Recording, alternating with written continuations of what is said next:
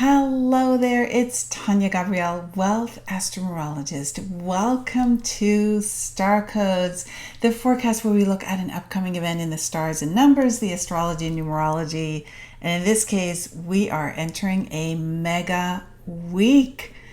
It is just incredible, life-changing, a time of unpredictability, but tremendous forward momentum and opportunities. Beginning with, of course, when everything culminates on August 19th in the new moon in Aquarius. I've done a whole forecast on that full moon. You can watch on my website, taniagabrielle.com. I'm going to go a little more deeply into some of what it all means. So first of all, the theatrical Leo sun will be square to unpredictable Uranus. And of course, they're forming a T-square with the Aquarius moon. But this is an incredible moment of theater, you can call it drama. And it's also the day of Jupiter square Saturn coming into exactitude, which began in 2020 on the solstice on December 21st, when that whole cycle began, that 20-year synodic cycle between Jupiter and Saturn began. That's also culminating for the first of 3 times, the third being in spring of 2025, but it's culminating right during this Aquarius full moon. Boy, there's just a truckload here to unpack, and I'd like to go more deeply into this moon because it's actually a super moon, this full moon in Aquarius. And that means the moon is at the closest point to the Earth, so it appears bigger than normal and therefore has a bigger energetic impact on us as well. On top of everything else that's going on, we add that to the equation. So full moons always ask us to find a balance between opposites.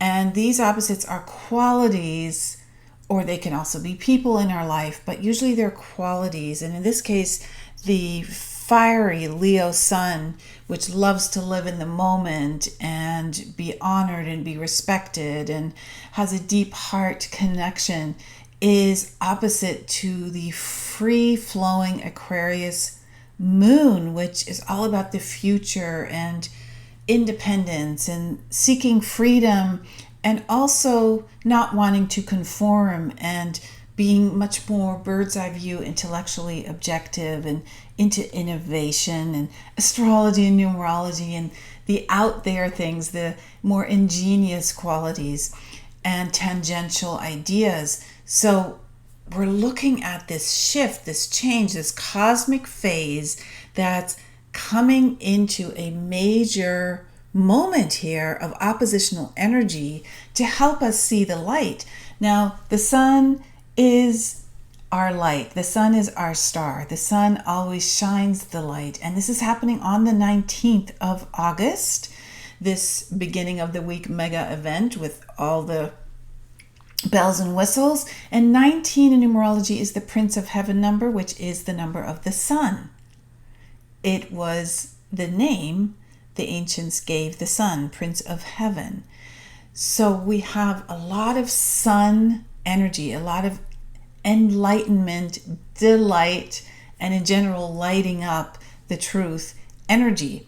So full moons can signify, as you know, the enhancement of oppositional energy, and sometimes it feels like a battle. And in this case, the battle can show up in the form of people or a person who are coming through this phase, this cosmic phase of consciousness, where old ways are being let go and new are being introduced, which is epitomized by the Aquarian age and this Aquarius full moon. Aquarius rules the future after all. So Aquarius wants to move into that future. It wants to move into new innovation, new ways, leave the old behind, and do things for the greater good of all. The greater good of the collective. That is what Aquarius is all about. And the oppositional energy is now coming through stronger to show us those who don't want that, who do not want to move forward in that capacity and do things for the greater good of all. And this is really one of the big themes right now. So those who would rather control the situation, not move forward, would like to insert certain ideas or directions that inform us in a way, like mold our minds in a way that then make us want to eliminate certain parts of our life that are actually natural to us. So there is a really big change going on. And it's pointed out by the era we're in, the 2000s that we just recently began 24 years ago. It is also, of course, seen in the astrology as we're pointing out. So this battle is between those who want to stay in control and who are only attracted to power, so power over others, and on the other side, those who yearn for love, acceptance, peace, and uplifting the energy of the world. Now, those who only want power are also in control of a lot of narratives. You can see it in the information stream. You can see it in media in many ways, because the news is always bad and it's always made to make you feel worse and like the end of the world is coming. What is not understood is that the people who want this power, who are on the oppositional side, don't have allegiances like being pro this or pro that political party or whatever the case may be. They actually are pulling more of the strings of the oppositional energy that we fall into.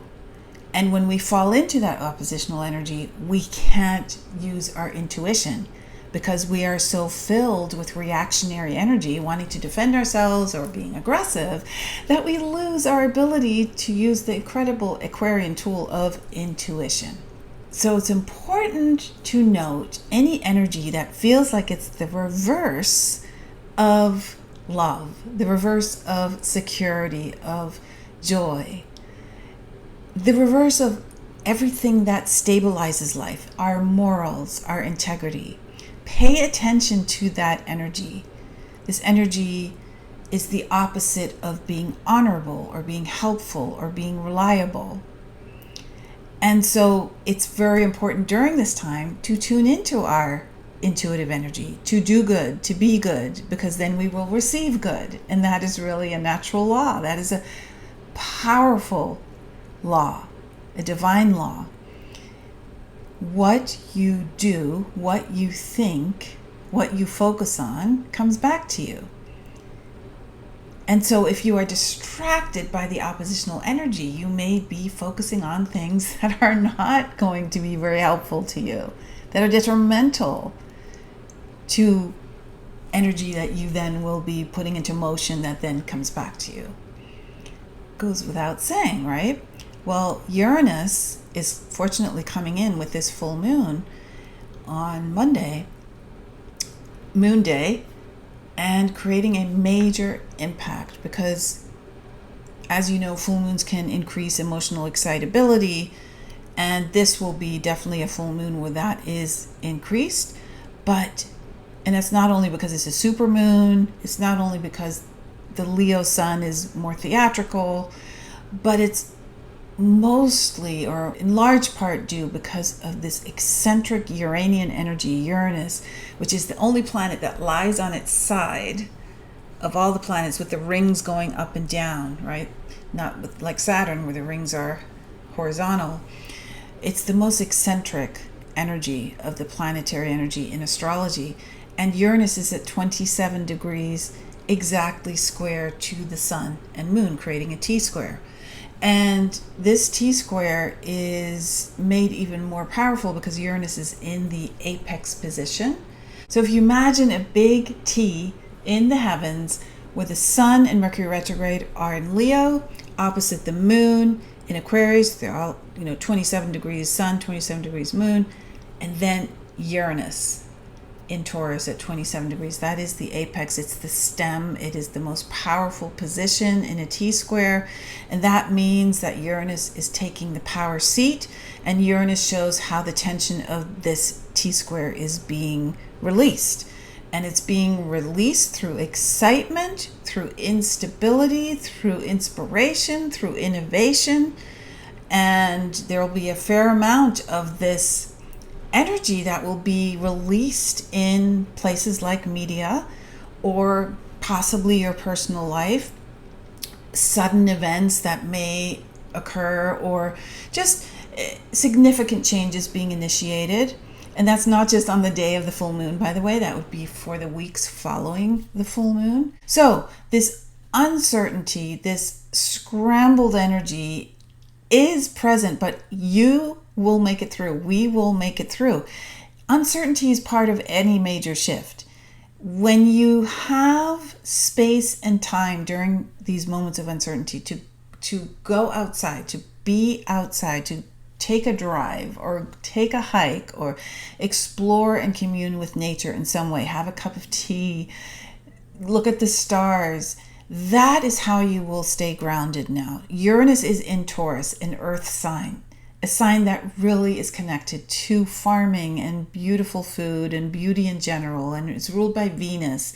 And I'll get to Venus in a moment because the tide is turning, and it's turning into a beautiful time period now that we're moving into, as long as we stay grounded during this moment now. Remember that Neptune, a planet that we haven't talked about in a while, Neptune's at the very, very end of Pisces, in the final degree of the zodiac, 29 degree Pisces. It happens to be the sign Neptune rules, and this is all about receiving important information through your dreams, insights that will spur you forward and also bring total understanding about past moments in your life that need clearing. After all, Pisces is the final sign of endings, right? And I know I'm going into a lot of topics here. As usual, there's so much going on, many layers. So whatever you attune to, take that as your point of light, point of wisdom, your takeaway. So Neptune's at the very end of the zodiac, the final sign, and Mercury retrograde is with the sun squaring Uranus.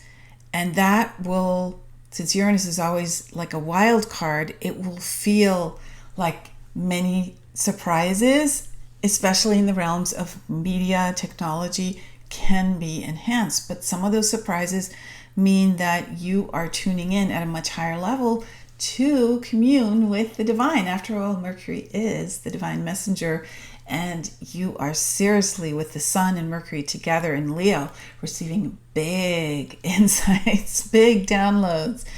Finally, I do want to just circle back to the Jupiter-Saturn square. Remember, it started at 0 degrees Aquarius with the conjunction on December 21st, 2020. So now Jupiter and Saturn have moved forward into this square, the first of 3, continues through spring. And it shows, it is the first real look at how you have embodied the Aquarian principles, the ideals of Aquarius, the ideals of we are all one, the collective consciousness uplifting through innovation, looking forward, connecting through community, a big Aquarian theme. And each of us have a unique experience of all of these transits.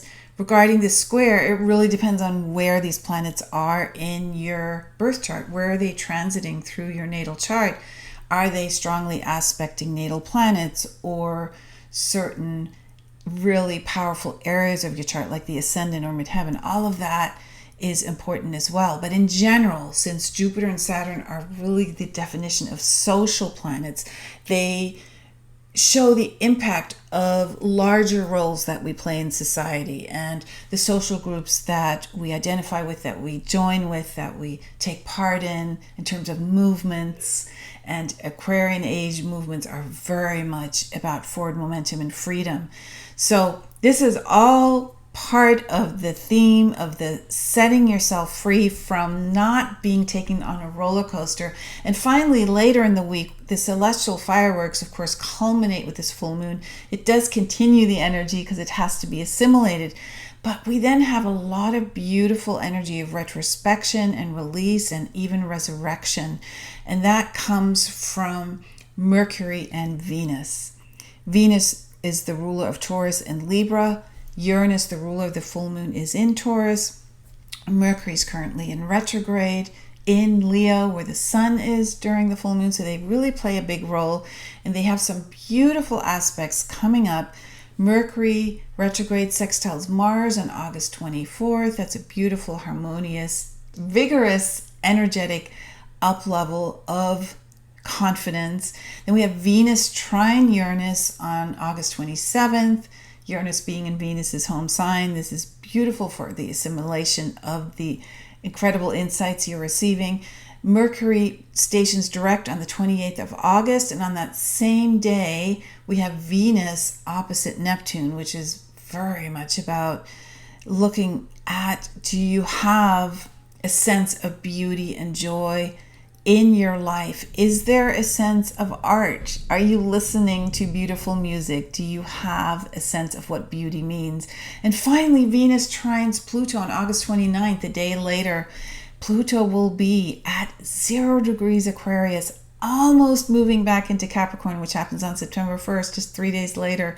And Venus trine Pluto is such beautiful energy for depth, the truth about love, the truth about feeling abundant, the release of anything that is not loving, not beautiful. My gosh, it's very profound. Like I said, it's energy of resurrection as well that is coming to us. And so right now, what we want to do is hold on to what's good, to be grateful for where we come from. After all, with Neptune at the final degree of the zodiac, there's this celebration of what has been before. And the culture you've been raised in, yes, it may have things you don't like, but it always includes good parts as well. Great words of wisdom, wonderful recipes, music, art, poetry, special geography, special geology. There's always something to be grateful for. And the activation later in the week, moving us into September, of Mercury and Venus really emphasizes now the importance of beautiful surroundings, pleasure, feeling enriched by life, feeling abundant, feeling love, being generous, being kind, celebrating with friends. Venus is all about that connection that you have with friendships, and Mercury is about how you communicate, and they love the idea of travel, of movement, of making sure that you have a living environment and a fun plan to enjoy Mother Earth, to traverse Mother Earth. So, what a perfect time for you to discover, well, where's a good place for me to travel? Even if it's just half an hour away going hiking, there are certain areas in your personal map of the world that are lovely and not so lovely, and they exist right around you, right where you are now. There are many, many lines that your astrology draws on the geographic map of the world that impact you in the local area as well. Those are your local space lines. They're also your Paran lines, and there are so many parts of your astrocartography that impact you now, right now. And so I've created a free masterclass that you can watch at positivelocations.com that is all about the power of fortunate places. And I use a lot of celebrity examples to show you the impact of this incredible new modality that's only existed for a few decades called astrocartography. So have a look at that and discover the 5 critical components of your astrocartography, and also discover the importance of the relocated chart, which is basically taking your birth chart and putting it where you live now, and a lot more, including those celebrity examples. So enjoy that at positivelocations.com. Have a beautiful week, and I send you lots of love.